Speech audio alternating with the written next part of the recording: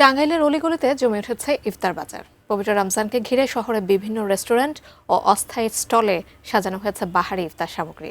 এই মুহূর্তে টাঙ্গাইলের পৌর শহর থেকে সরাসরি যুক্ত হচ্ছেন আমাদের প্রতিনিধি নওশাদ রানা সানভি। জানাবেন ইফতার বাজারের সর্বশেষ চিত্র। সানভি, সেখানে ইফতার বাজার সম্পর্কে আপনার কাছ থেকে জানতে চাই, কোন কোন আইটেমের ক্রেতারা সবচেয়ে বেশি আকর্ষণ হচ্ছেন?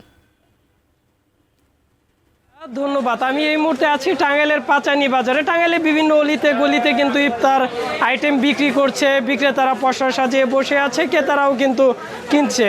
বুট পেঁয়াজুর পাশাপাশি কিন্তু টাঙ্গাইলের সব থেকে যেটি বেশি পছন্দ করে গ্রাহকরা, টাঙ্গাইলের মানুষ, সেটি কিন্তু জিলাপিও কিন্তু এখানে 50টি দোকানে জিলাপি বিক্রি হচ্ছে। এছাড়াও আলুর চপ, বেগুনি সহ, বুন্দি সহ কিন্তু নানান জিনিস কিন্তু বিক্রি করছে এই পাচানি বাজারে। এছাড়াও পাশাপাশি হালিম, কাবাব সহ বার্গার আইটেমও কিন্তু বেশ চলছে এই টাঙ্গাইলে।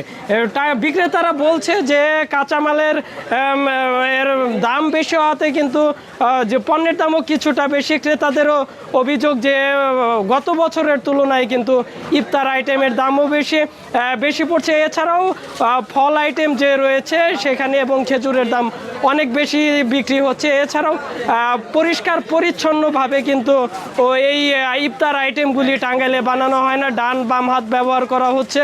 এছাড়াও কিন্তু হ্যান্ড গ্লোভস বা মাথায় যে সাপোর্ট, সেটিও কিন্তু পরিষ্কার পরিচ্ছন্নর জন্য তারা রাখে না। টাঙ্গাইল থেকে এই ছিল আমার কাছে সর্বশেষ।